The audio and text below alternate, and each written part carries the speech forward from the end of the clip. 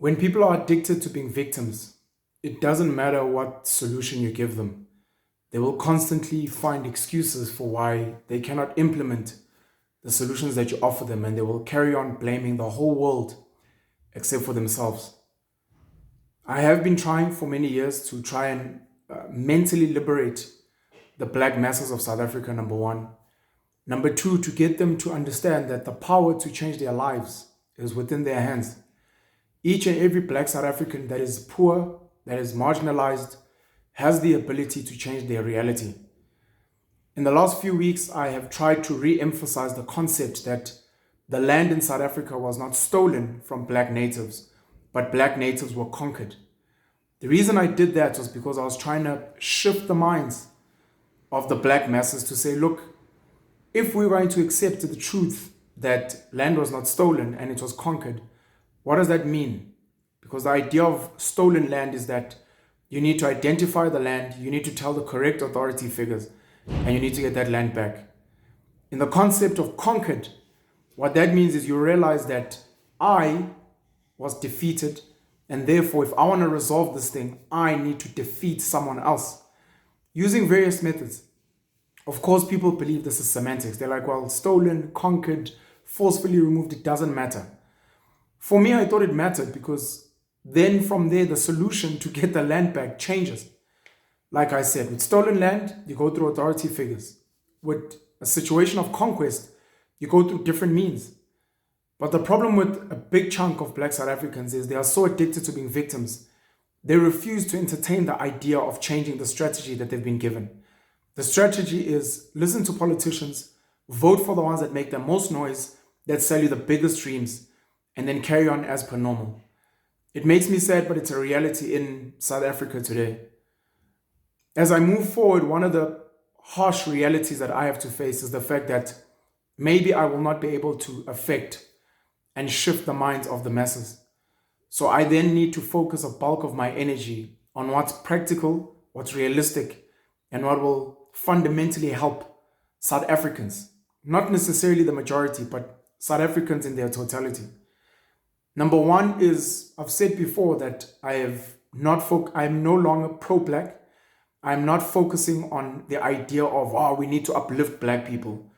I'm focusing on making a functional South Africa. A functional South Africa includes a working class that doesn't earn a lot of money but can get by. A functional South Africa includes a middle class that is doing relatively well and works really, really hard and contributes a big chunk of the tax and does a lot of the charity work for the working class and other poor people. And then a rich class, an elite class that is responsible and understands that they need to create opportunities and platforms for decent employment.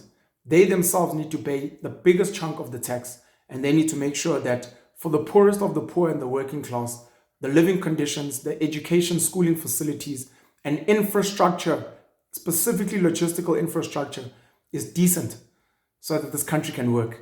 And for me to do that, it probably means I need to speak more to a more elite class, not rich, but elite in the sense that people that understand the work that we need to do fundamentally.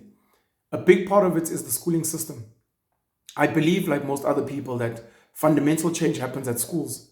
So maybe if I can focus some of my energy, not in transforming the schooling system in South Africa, it won't work because the ANC government and other politicians are hell-bent on keeping the masses ignorant because it's the only way they can retain power. But it's in finding alternative educational facilities and spaces that focus on true skills transfer. What that means is finding schools, homeschooling parents, maybe farms, workshops that are very big on saying children come here and they learn how to grow food. They learn how to manufacture furniture, electronics. They learn how to fix things. They learn how to do plumbing, electrical work. They learn how to run and promote and grow businesses. And it doesn't matter if the child is eloquent in English or Afrikaans or isiZulu or isiXhosa. It doesn't matter if the child speaks so well and stands up and is amazing. It doesn't matter if the child is very respectful and has a really neat uniform. All these airy-fairy things and badges and scrolls and colors and honors. The important thing is that the child can function in the real world. And finding spaces and people that can educate children on financial literacy, from very basic to very complicated financial theory. People that can educate children on political literacy, on the law and how the law works, make them understand immigration, make them understand geopolitics and the like, so that children fundamentally understand how the real world operates.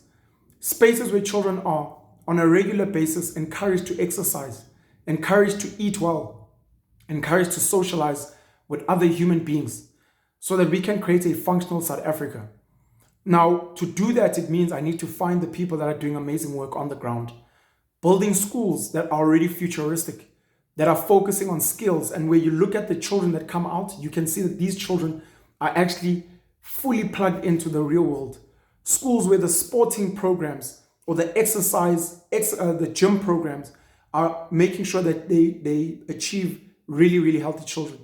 Schools that allow children, and have spaces for children to travel, for children to socialize with different types of people. And then finding the entrepreneurs who are creating jobs, finding the people who are fixing logistical infrastructure, the trains, the buses, the taxis, cars, so that our goods and services can be transported as quickly and as cheaply and as efficiently as possible around South Africa and maybe the rest of the world. And that means plugging into the Chinese entrepreneurs in the country, the Indian entrepreneurs, Indian Arab entrepreneurs in the country, some of the white entrepreneurs in the country, the colored entrepreneurs, and a lot of the white entrepreneurs, visiting spaces where they have piloted operations and they work, where they have prototypes of products and services that work, and trying to see if I can sit with those innovators and see if we can scale and raise funding, whether it is locally through CIFA, the NAF, IDC, and others, or maybe we get funding from international spaces.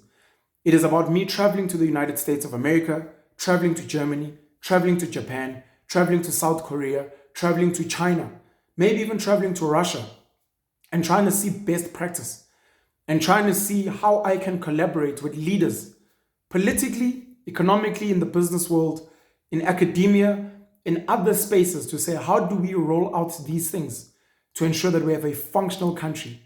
And then more than anything, and one of the things I'm passionate about, is helping the poorest of the poor learn how to grow their own food in the most basic ways possible without needing a schooling education, without needing a matric or a degree or a diploma, making sure that they can grow their own food, making sure that they can build their own homes with their hands, using rocks, using soil, using clay, without needing to be part of the money system, which is highly, highly exclusionary, and finding spaces that seem to have progressed in terms of bartering, where people's mindsets move from just money to value, to say, if you do not have money, it's okay, but what value can you offer? What skills do you have? What goods do you have? What services do you have? So that you can plug into the